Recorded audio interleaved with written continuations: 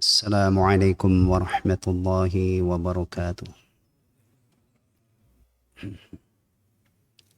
إن الحمد لله نحمده ونستعينه ونستغفره ونستهديه ونتوب إليه ونعوذ بالله من شرور أنفسنا ومن سيئات أعمالنا. من يهده الله فلا مضل له ومن يضلل فلا هادي له. وأشهد أن لا إله إلا الله وحده لا شريك له وأشهد أن محمدا عبده ورسوله. يا أيها الذين آمنوا اتقوا الله حق تقاته ولا تموتن إلا وأنتم مسلمون. يا أيها الناس اتقوا ربكم الذي خلقكم من نفس واحدة وخلق منها زوجها وبث منهما رجالا كثيرا ونساء واتقوا الله الذي تساءلون به والأرحام إن الله كان عليكم رقيبا. يا أيها الذين آمنوا اتقوا الله وقولوا قولا سديدا يصلح لكم أعمالكم ويغفر لكم ذنوبكم ومن يطع الله ورسوله فقد فاز فوزا عظيما. أما بعد فإن أصدق الحديث كتاب الله وخير الهدي هدي محمد صلى الله عليه وسلم وشر الأمور محدثاتها وكل محدثة بدعة وكل بدعة ضلالة وكل ضلالة في النار. Ikhwatal iman rahimani wa rahimakumullah. Pagi ini kita akan kaji dari bab 108, bab ar-rajulu ra'in fi ahli. Bab seorang suami adalah pemimpin dalam keluarganya. Taib.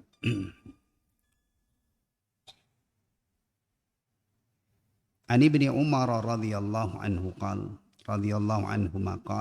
dari Ibnu Umar, semoga Allah meridai mereka, beliau berkata, qala an-nabiy sallallahu alaihi wasallam, Nabi sallallahu alaihi wasallam bersabda, kullukum ra'in, setiap kalian adalah pemimpin atau pengawas, wa kullukum mas'ulun an ra'iyatihi, dan setiap kalian akan ditanya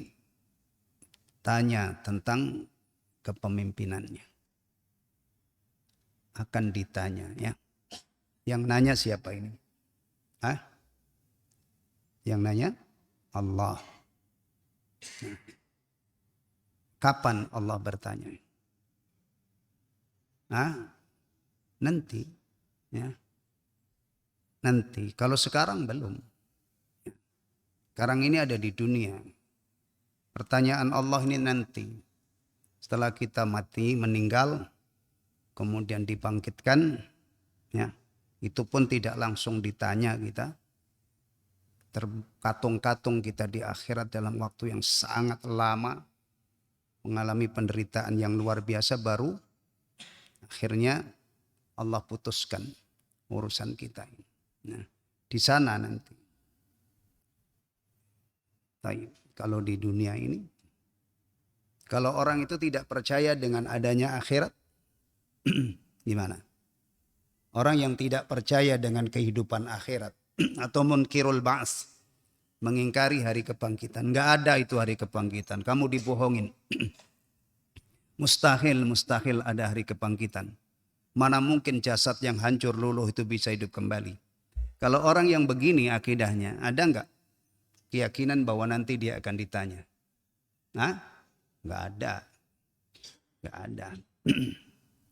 Maka ini hanya untuk orang-orang yang beriman, yang yakin suatu saat dibangkitkan, kemudian akan menghadap Allah satu persatu dan ditanyai. Ya. Bukan hanya masalah ini. Tsumma la tus'alunna yawma idzin 'anin na'im, segala macam kenikmatan, makanan, minuman, pakaian, ya, semuanya akan ditanya. Tsumma la tus'alunna yawma idzin 'anin na'im. Taib. Nah ini jauh-jauh hari ya kita masih di dunia ini sudah diingatkan oleh Rasulullah, kamu itu adalah seorang suami, adalah pemimpin ya, atau pengawas di keluarganya. Setiap kalian nanti akan dimintai pertanggung jawabannya. Jadi kita masih di dunia tapi sudah yakin suatu saat nanti kita akan ditanya oleh Allah Subhanahu wa taala. Apakah cukup ditanya saja? Apakah cukup sampai di situ saja? Enggak. Berikutnya apa? Setelah hisab apa? Al-jaza, balasan. Balasan yang seadil-adilnya. Baik. Wa kullukum mas'ulun an ra'iyatihi, dan setiap kalian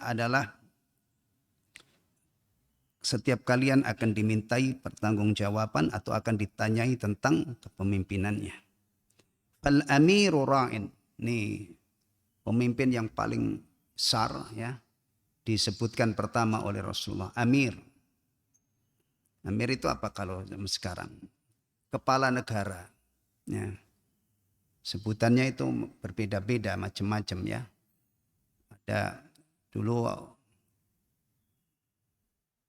Khulafaur Rasyidin. Abu Bakar gelarnya apa? Khalifah, Khalifatul Rasul. Pemimpin kan? Kemudian khalifah kedua mulailah mendapatkan gelar Amirul Mukminin, Umar bin Al-Khattab radhiyallahu anhu. Ya. Nah, sekarang tergantung model negaranya. Ya.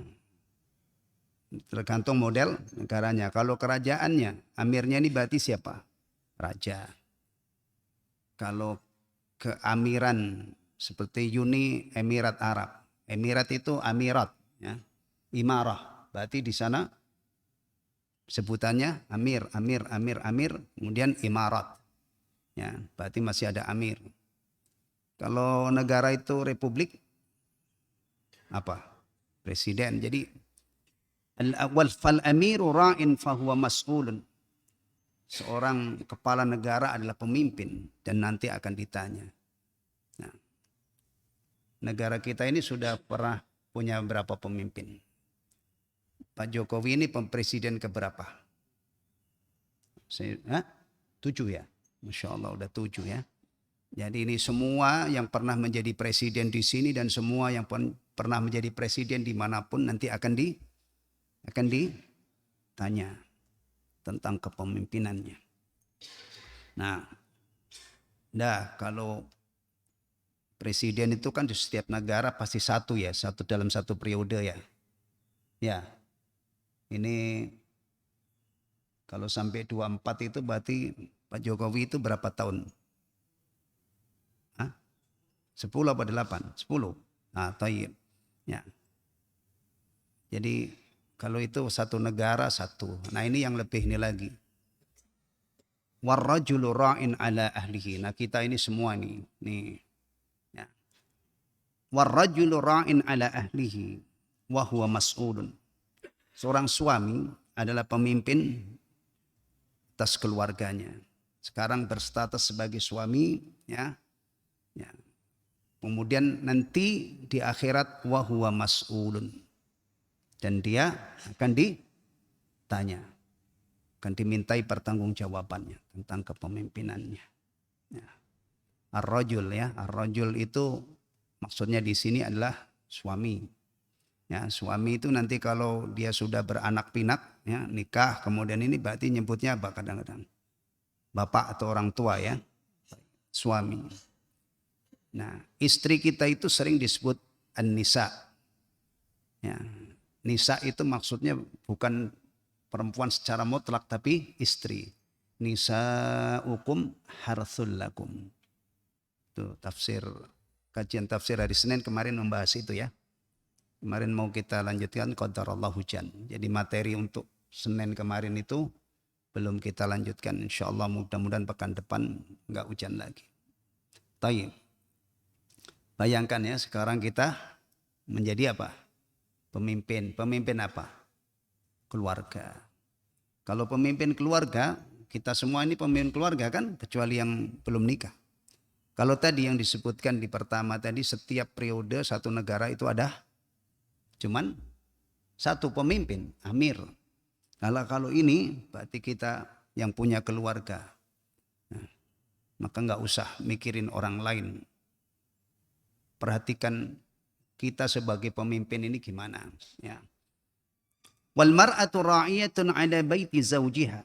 Dan seorang istri adalah pemimpin atau pengawas pada rumah suaminya. Wahia mas'ulah. Dan dia nanti akan dimintai pertanggungjawaban, akan ditanya. Ala wa kullukum ra'in. Ketahuilah setiap kalian adalah ra'in. Kalau diterjemah pemimpin ya. Wa kullukum mas'ulun an ra'iyatihi. Dan setiap kalian, masing-masing dari kalian itu mas'ulun. Kan ditanyai tentang kepemimpinannya. Jadi sekarang ini saatnya kita memimpin, satu saat nanti ditanya. Berarti siapkan jawaban. Sholat 5 waktu. Ini saatnya sekarang kita mengerjakannya, menunaikannya. Satu saat nanti akan ditanya. Siapkan jawaban yang bagus. Rasulullah SAW mengkhabarkan bahwa amal orang beriman yang pertama kali dihisab itu apa? Salat kan? Salat. Berarti kita siapkan jawabannya. Apalagi harta, dari mana kamu mengambil, mendapatkannya, dan untuk apa kamu belanjakan. Siapkan jawabannya. Ilmu. Nih. Nah, kita ini termasuk ya orang yang sudah sering menuntut ilmu. Bahkan agenda taklim di masjid kita ini alhamdulillah padat banget gitu. Hampir setiap hari ada. Nah, antum jangan hanya taklim aja. Ingat, ilmu yang antum dapat itu nanti ditanya oleh Allah. Amalkan untuk apa? Umur, terutama masa muda itu juga nanti akan ditanya. Dan semuanya ditanya. Baik. Maka inilah bedanya, salah satu perbedaan antara dunia dan akhirat. Dunia ini tempat beramal, ya, pertanyaannya nanti, hisabnya nanti di akhirat.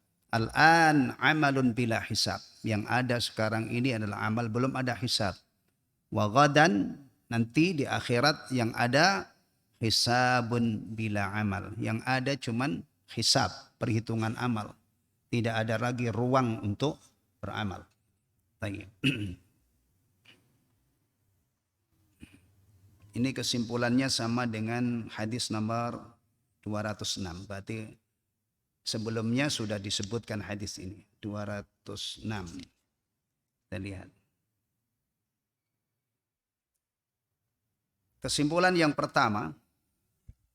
Hadis 206 ya. Al-mas'uliyatul 'ammah fil mujtama'il islami. Fil mujtama'il islami. Wa huwa mutawazzi'atun ala ashabiha hasbal mustata'. Coba baca terjemahannya Pak Sadikin.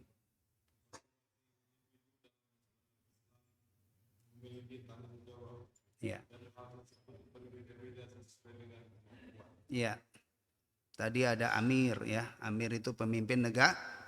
Ada pemimpin keluarga, bahkan istri juga disebutkan pemimpin di rumah suaminya atau pengawas. Bahkan hamba sahaya ya. Hamba saya juga disebutkan sebagai pemimpin yang mengawasi apa? Harta majikannya atau tuannya. Al-mas'uliyatul kubra allati taqa'u ala kahilil imam hiya ri'ayatul sya'bi haqqa ri'ayatihi bi iqamatil hudud wa nashril adl wa hadduhum ala al-iltizami bid-din. Silakan baca. Tanggung jawab. Seorang imam adalah rakyat sebaik-baiknya dengan menegakkan hukum syariat kepada negara dan mengharuskan mereka taat. Ini ya kewajiban imam dalam mengurus rakyatnya itu yang disebutkan di sini iqamatul hudud, menegakkan hukum-hukum yang telah ditetapkan oleh Allah. Wa nashril adl, menebar keadilan. Dan wahadduhum ala liltizam biddin, dan mendorong masyarakat ini supaya berpegang teguh dengan agama. Ya. Ini tugasnya. di dunia, kewajiban-kewajiban terhadap rakyatnya nanti yang akan pertanggungjawabkan di hadapan Allah Subhanahu wa taala. Ar-rajulu ra'in fi ahli baitihi yut'imuhum wa yaksuhum wa yu'allimu umura dinihim wa dunyahum.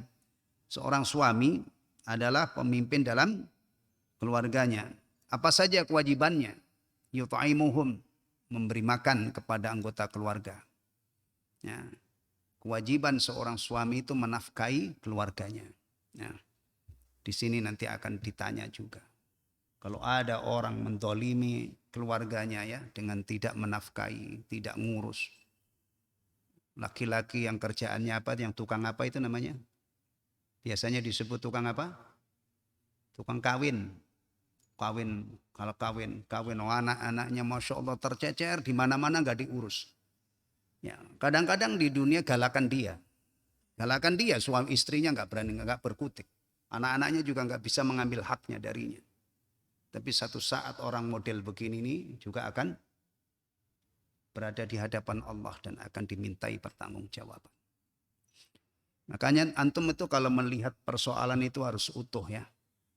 Nikah itu akan mendatangkan keberkahan, kemaslahatan kalau setelah nikah itu masing-masing menjalankan kewajibannya.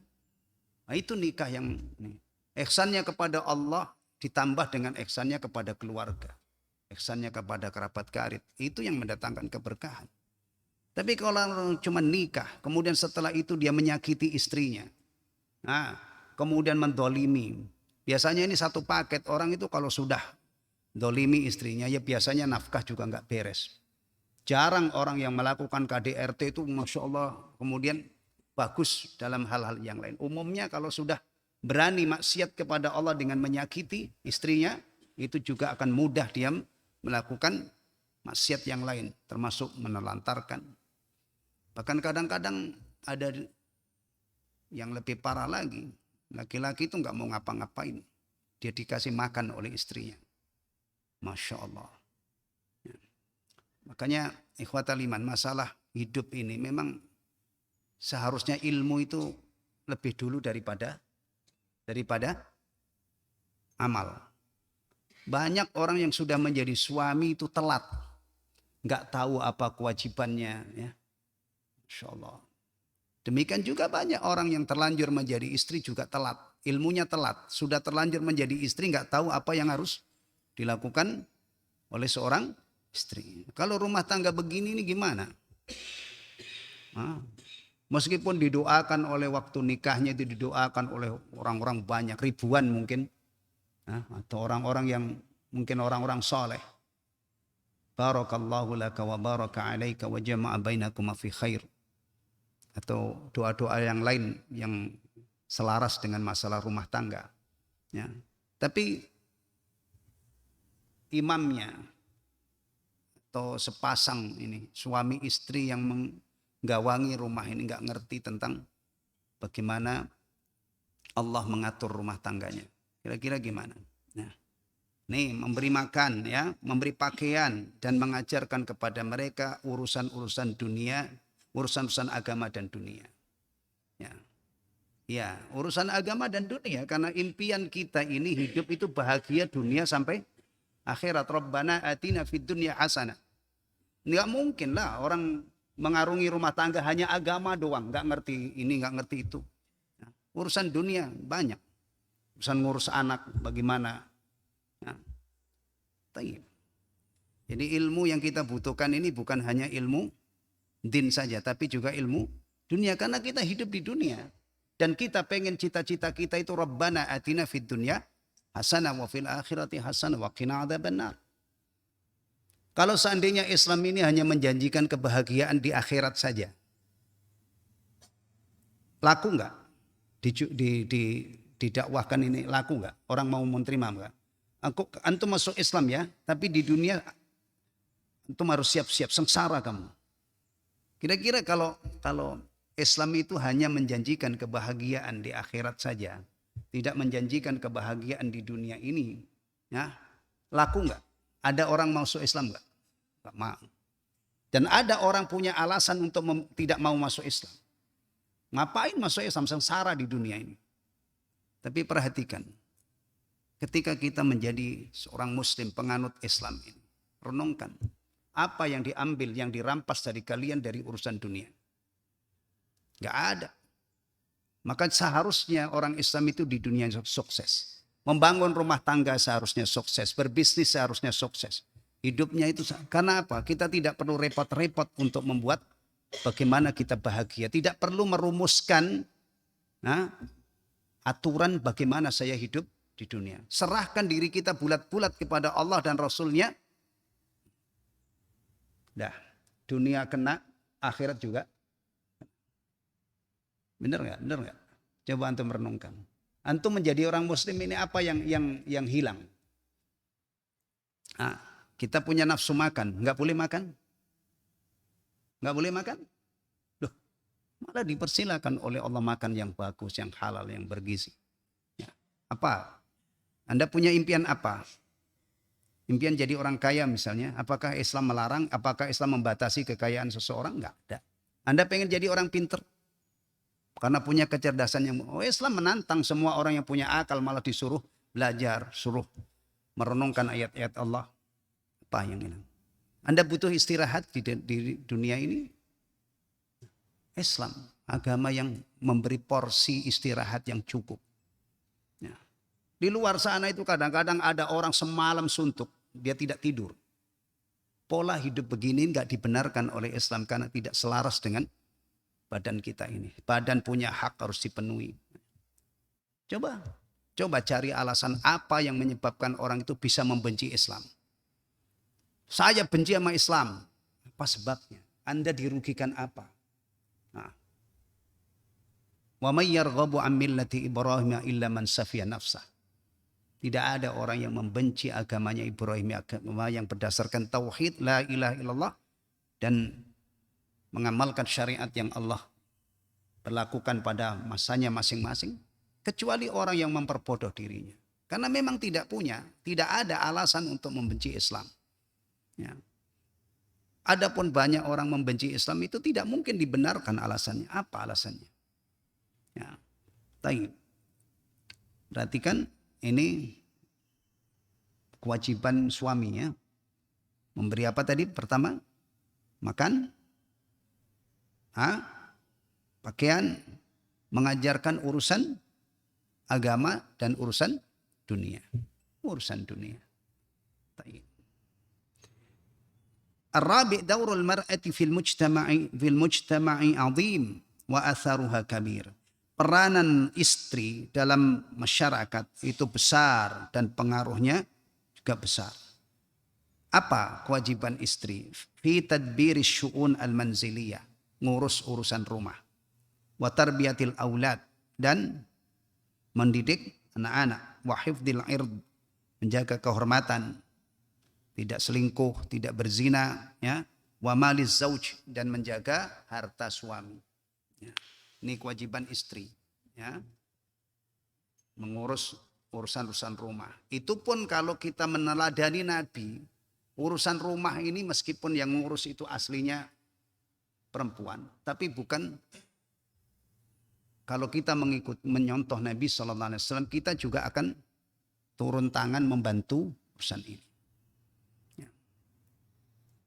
Ya, antum jangan membebankan ini 100% kepada istri.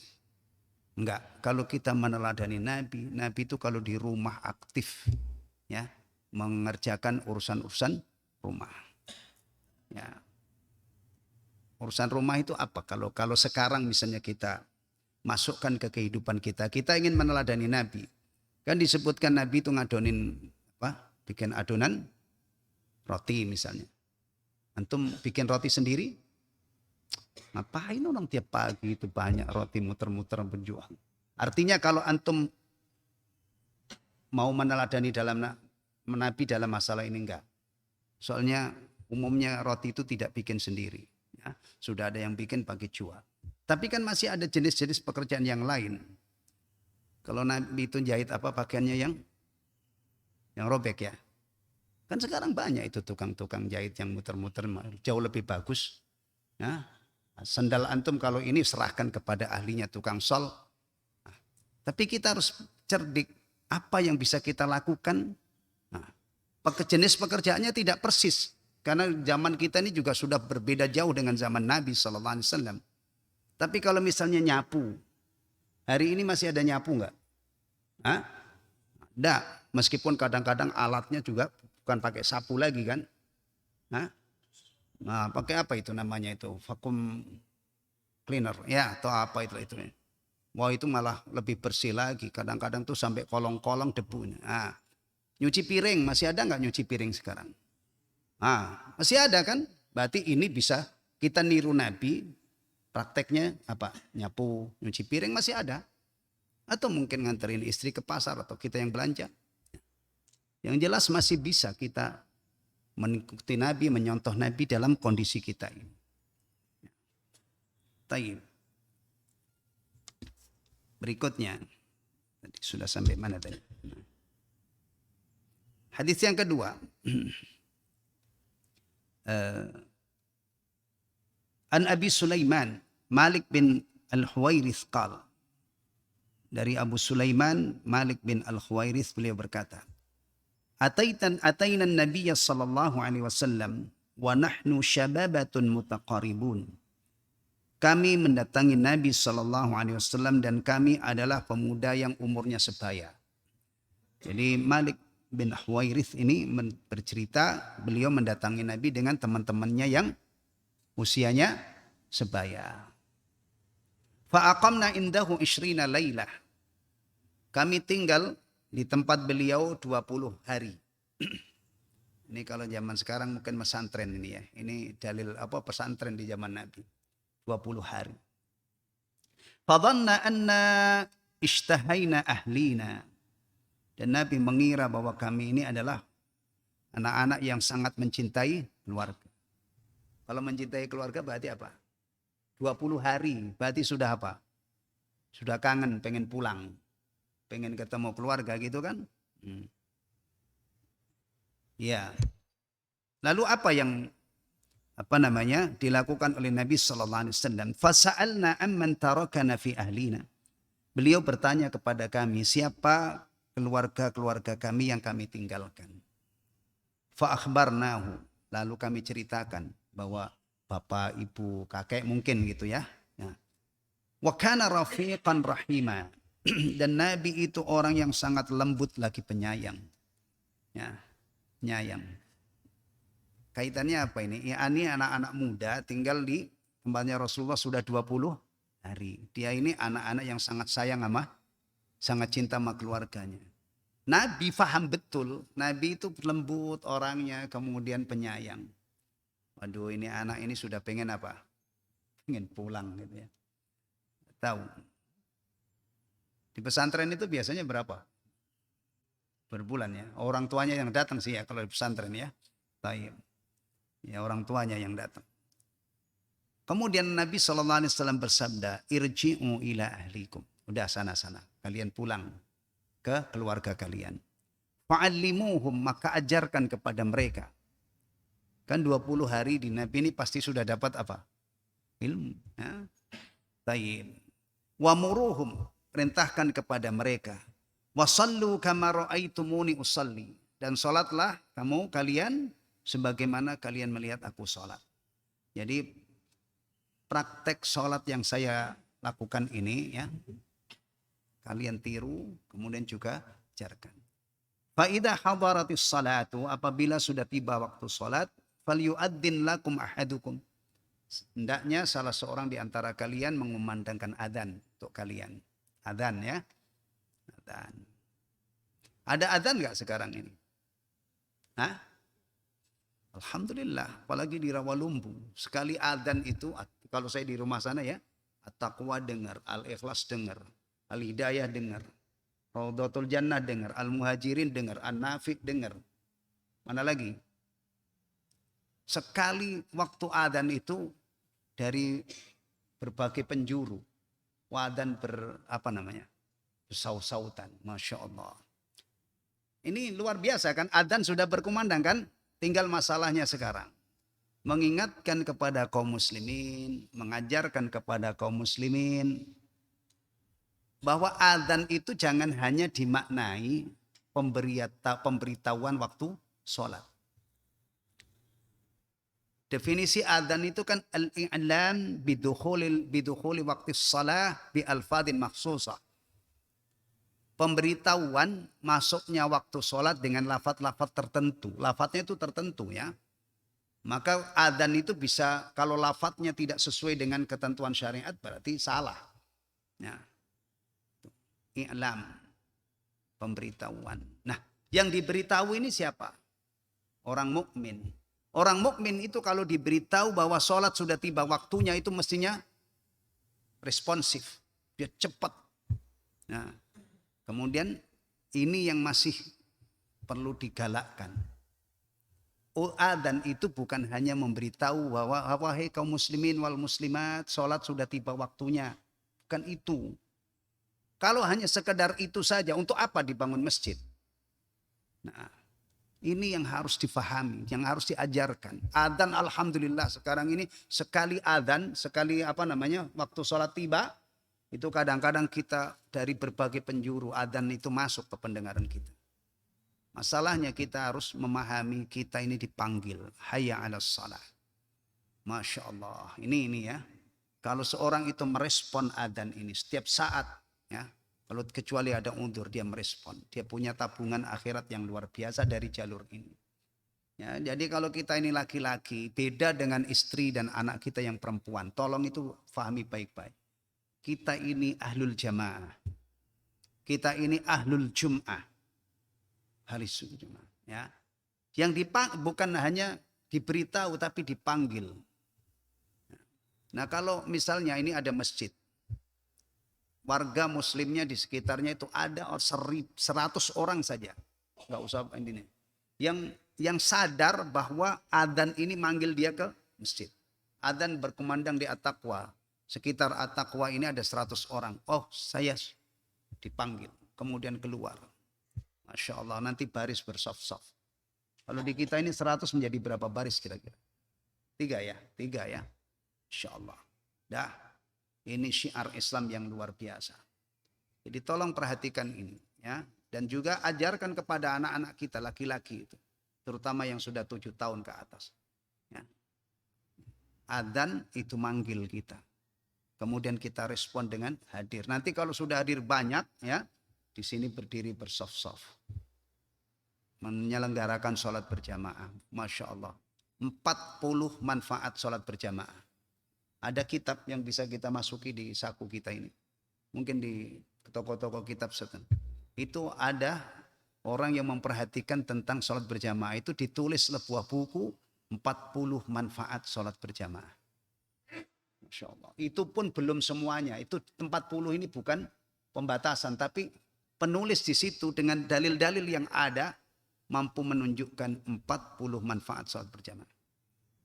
Udah, urusan sholat berjamaah abaikan soal khilaf mengenai hukumnya. Ya. Yang mengatakan fardu kifayah, yang mengatakan wajib, yang mengatakan udah abaikan itu.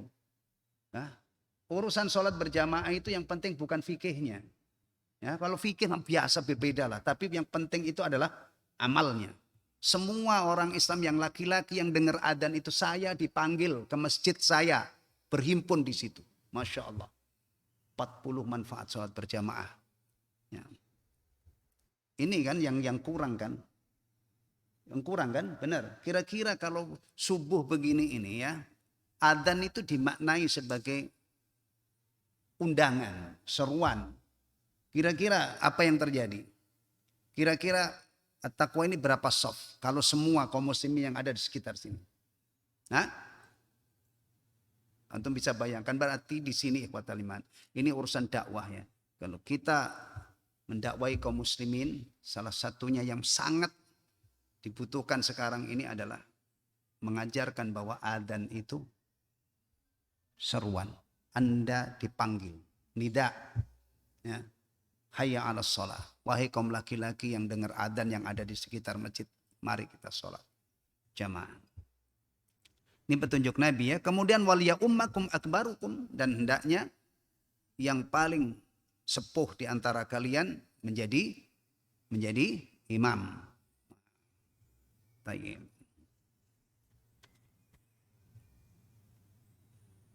Fiqhul hadis. Pelajaran yang dipetik dari hadis yang mulia ini. Ihtiramun Nabi sallallahu alaihi wasallam awatif asy-syubban wa raghbatuhum Baca tuh Pak terjemahnya.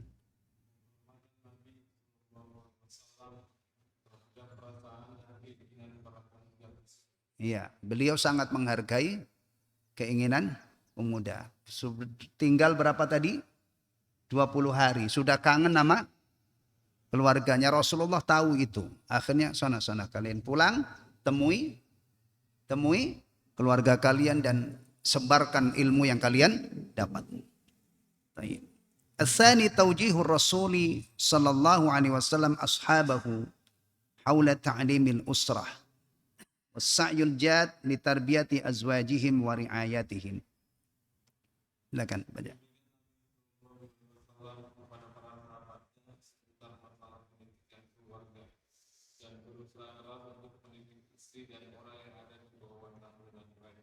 Baik.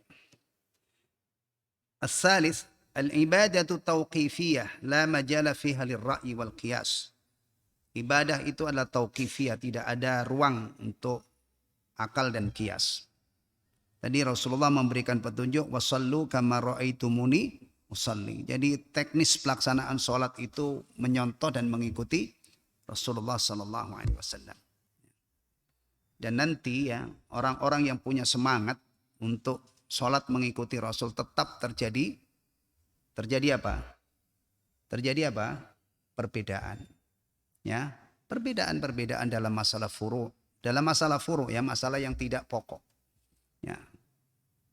Semangatnya sama, ingin sholat sesuai dengan Rasulullah, tapi pasti terjadi perbedaan. Yang itu harus disikapi dengan apa?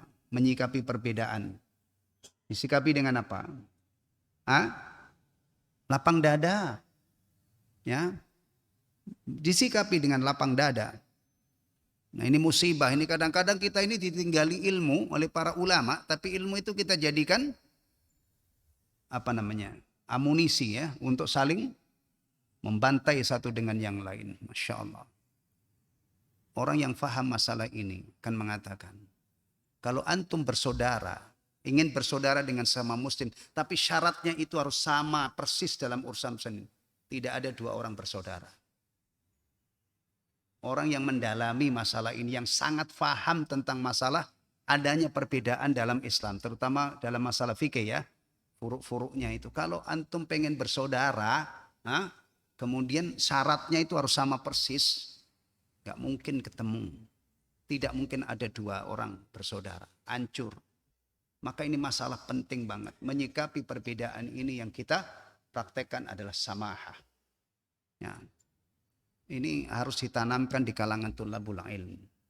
Nah, tulabul ilm itu lama-lama nanti kalau ini kan jika jadi dai, dia ajarkan kepada umatnya masalah. Syekh Ibnu Utsaimin rahimahullah itu mengingatkan poin ini. Penuntut ilmu itu adabnya an yakuna rahabatas sadr fi mahallil khilaf. Ya.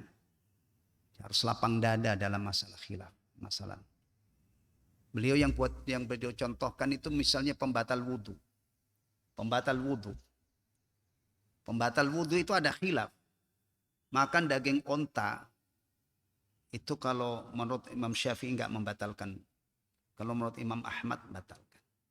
Coba bayangkan, yang satu ini berpegang kepada pendapat Imam Syafi'i, yang satu berpendapat Imam Ahmad.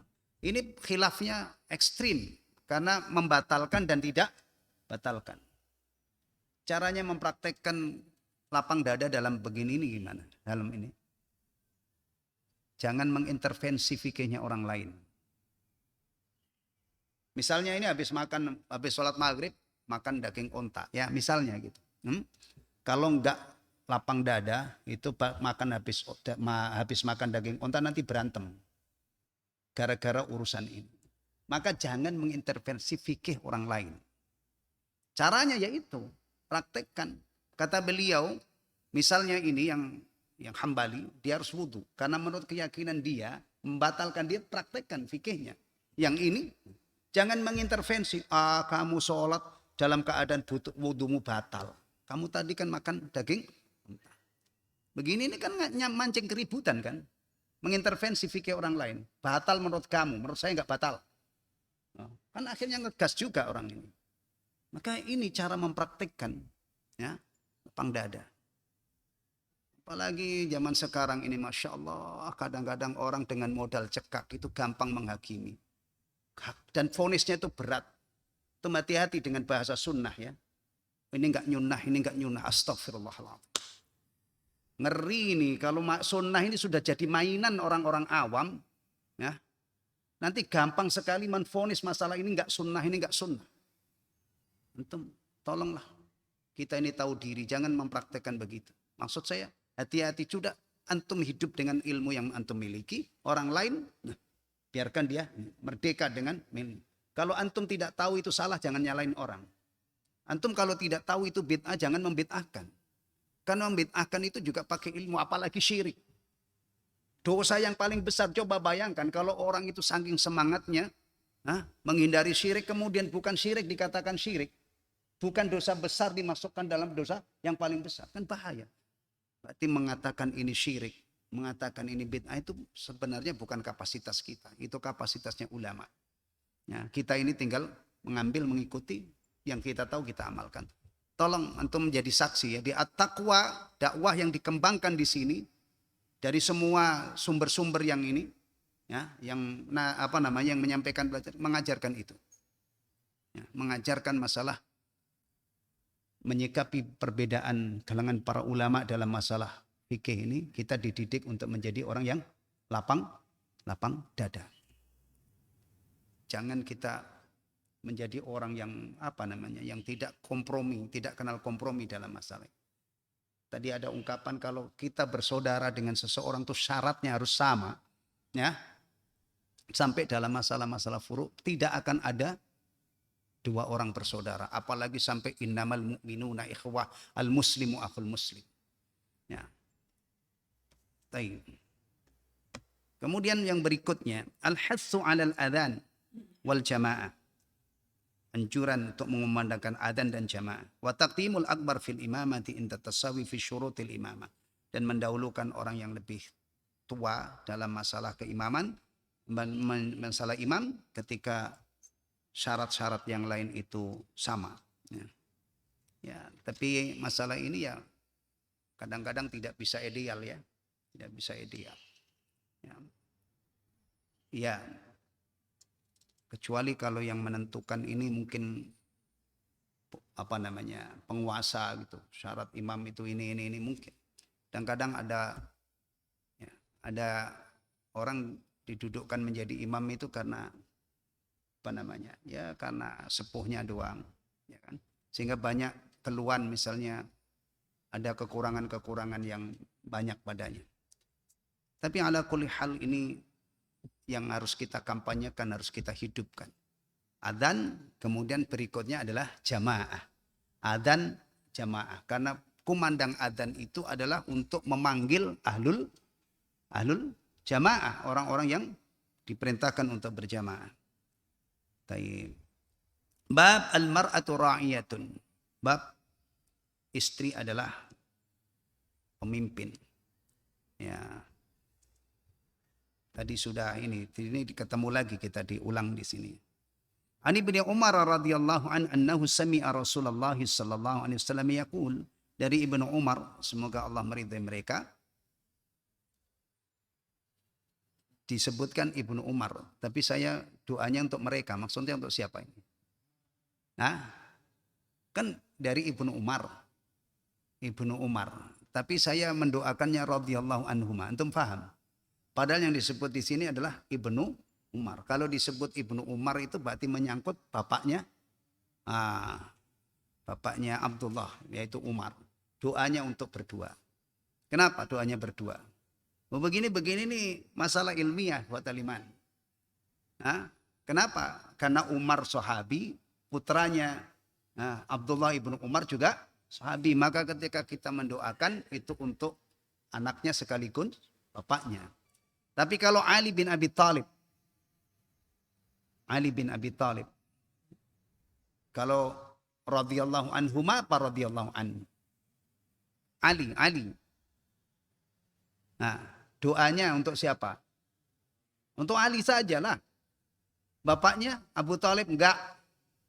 Kenapa? Ya enggak layak untuk didoakan radhiyallahu an. Orang mati dalam keadaan, ya itu antum, kadang-kadang seorang sahabat itu kalau menjadi perawi hadis ada yang radhiyallahu anhuma. An Aisyah radhiyallahu anha apa radhiyallahu anhuma? Aisyah. Radhiyallahu anhuma, karena Aisyah dengan bapaknya. An Aisyah binti Abi Bakar radhiyallahu anhuma. Ya. Karena Abu Bakar juga sahabi radhiyallahu anhu, bahkan sahabat yang paling istimewa. Nah, begini ini masalah ilmiah. Ya sama dengan antum ketemu orang yang hidup antum salami dengan antum yang tidak antum salami. Atas dasar apa antum nyalamin orang? Muslim. Atas dasar apa antum ketemu orang tapi enggak antum salami? Antum sapa, pagi Pak, pagi. Ya, selamat pagi. Tidak antum kasih assalamualaikum. Atas dasar apa? Non muslim. Kok pelit sih dengan salam? Kenapa enggak disebar untuk semua orang aja? Nanti dulu. Ini urusan begini, ini ada ilmunya, ya. Ya, kadang-kadang ada orang Islam tuh enggak paham di sini. Orang Islam yang menggugat, ngapain sih salam pakai dipilih-pilih? No. Maksudnya dipilih yang non muslim enggak disalam. Kalau salam iya kita harus pilih-pilih. Termasuk doa memohonkan ampun. Antum memohonkan ampun semua orang enggak bakalan diijabah oleh Allah. Kalau antum memohonkan ampun semua orang, sampai orang-orang kayak Fir'aun, Abu Jahal, Abu Lahab, antum doakan, dijabah enggak? Antum melanggar itu. Ya, melanggar rambu-rambu doa. Maka doa pun harus, kalau ampunan itu harus dibatasi. Allahumma gfir lil muslimina wal muslimat. Itu pun posisinya setelah kita berdoa untuk diri kita sendiri. Rabbi gfirli wali walidayya walil muslimina wal muslimat, dan seterusnya. Jangan kita doakan orang-orang banyak tapi diri kita tidak kita libatkan. Hal-hal begini ini yang sudah sering ngaji itu saya harap paham gitu. Jadi kalau ada tanya, saya selalu dengar kok doanya macam-macam ya, radhiyallahu an, radhiyallahu anhuma, radhiyallahu anha. Itu setidaknya kita bisa menjelaskan. Kalau perawi itu dua-duanya yang meriwayatkan dan bapaknya itu sahabat, maka doanya untuk mereka. Seperti Ibnu Umar di sini. Annahu sami'a Rasulullah sallallahu alaihi wasallam yaqul, bahwasanya beliau mendengar Rasulullah sallallahu alaihi wasallam bersabda, kullukum ra'in, setiap kalian adalah pemimpin, wa kullukum mas'ulun an ra'iyatihi, dan setiap kalian akan ditanya tentang kepemimpinannya. Al-imamu ra'in, imam pemimpin satu negara adalah pemimpin. Wa huwa mas'ulun an ra'iyatihi, dan dia akan ditanya tentang kepemimpinannya. Warrajulu ra'in fi ahlihi, dan seorang suami itu ada pemimpin dalam keluarganya. Wal mar'atu ra'iyatun fi baiti zawjiha, dan seorang istri adalah pemimpin di rumah suaminya. Wal khadimu fi mali sayyidihi, dan khadim, ingat khadim itu kadang-kadang yang dimaksud apa kemarin? Hamba sahaya, ya. Tuan dilarang memanggil hamba sahayanya dengan abd, ya. Demikian juga hamba sahaya dilarang memanggil tuannya Rab, tapi manggilnya sayyid atau sayyidah kalau perempuan. Kemarin kita pelajari itu, ya. Wal khadimu fi mali sayyidihi, dan hamba sahaya adalah pengawas atau pemimpin dalam harta tuannya. Sami'tu haula'i 'anin Nabi sallallahu alaihi wasallam wa ahsibun nabiyya qala warrajulu fi mali abihi. Saya mendengar itu semua dari Nabi sallallahu alaihi wasallam, dan saya kira Nabi bersabda, dan seseorang itu menjadi pemimpin dalam harta bapaknya, ya, mengawas harta bapaknya. Taib, ini sudah sama dengan tadi, ya. Nah, ini nih ikhwatul iman. Kita pemimpin ya. Kita itu kalau introspeksi muhasabah. Kita sebagai suami ini kira-kira nilainya berapa? Nah, kita sebagai suami itu loh. Kira-kira kepemimpinan kita itu kalau dikasih nilai itu D, C, A, B, A atau apa? Antum berani ngasih nilai berapa? Saya tanya. Masya Allah segitunya itu kita kadang-kadang itu yang kita urusin itu urusan negara yang di luar ini. Ya, negara kita punya utang berapa? Ini kadang-kadang utang negara ini Masya Allah jadi pikir utang kita ini. Kita punya apa tadi? Menafkahi punya uang sekolah, uang listrik, uang PAM, uang gas. Ini yang pikir. Ini kadang-kadang kita ini ngelantur ngurusin hal-hal yang bukan bidang kita. Ayo siapa yang berani mengangkat kepala? Nah, yang masih mengaku bersih tidak punya banyak dosa. Dari jalur kita menjadi pemimpin keluarga aja, Masya Allah. Ya. Seberapa prestasi kita? Maka banyak-banyak istighfar. Banyak-banyak mencari amalan yang bisa melebur dosa-dosa kita. Ya. Alhamdulillah banyak. Dan porosnya itu ada pada sholat tadi. Kalau orang itu menjaga sholat, dia akan setiap hari, dia akan menekuni amalan-amalan yang bisa diharapkan melebur dosa-dosanya. Dari wudhunya, dari sholatnya, dari zikirnya, dari berjalan dari rumah ke masjid, itu semuanya dibalik itu ada kabar gembira dari Allah, dari Rasulnya yang tidak pernah bohong, itu ada ampunan. Ini kadang-kadang ada orang itu merasa dirinya itu bersih. Padahal sebagai hamba saja kesalahannya masih banyak. Sebagai pemimpin masih banyak kekurangan kita. Maka jangan pernah lengah ini. Urusi aib diri kita, urusi kekurangan diri kita. Banyak istighfar. Banyak tekuni amalan-amalan yang bisa melebur dosa. Mudah-mudahan dosa kita yang banyak ini nanti ketika ketemu Allah Subhanahu wa taala kita dapat ampunan. Ngeri itu kalau dosa kita ini numpuk tiap hari kesalahan sementara kita tidak melakukan amalan-amalan yang bisa menghapus dosa. Dan alhamdulillah sekali lagi kita bersyukur ya ada pelebur dosa harian berkali-kali, 5 kali sehari. Ada pelebur dosa mingguan, Jumatan itu Masya Allah. Kalau Jumatan ini bagus, punya potensi diampuni oleh Allah sampai 10 hari ke depan.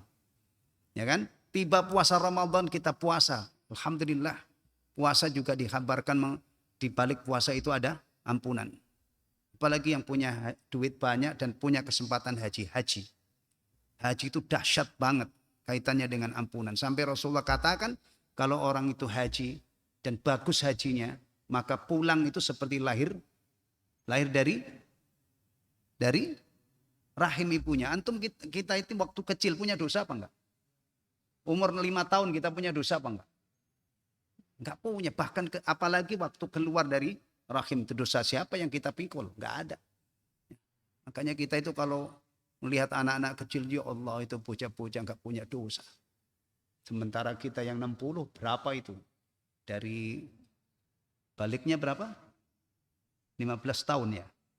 Kalau kita ini umur 60-an berarti kita itu sudah dicatat dosa-dosa kita itu selama 45 tahun. Subhanallah. Mudah-mudahan Allah beri taufik kita untuk bertaubat ya, untuk melakukan amal-amalan yang menghapus dosa dan mudah-mudahan kita diberi taufik oleh Allah untuk bisa istiqamah menjalankan perintah-perintah Allah, menjauhi larangan-larangannya. Alhamdulillah sampai di sini dulu. Nanti kita lanjutkan pada pertemuan yang akan datang. Alhamdulillahilladzi bi ni'matihi tatimmus shalihat. Subhanakallahumma wa bihamdika asyhadu an la ilaha illa anta astaghfiruka wa atubu ilaik. Assalamualaikum warahmatullahi wabarakatuh.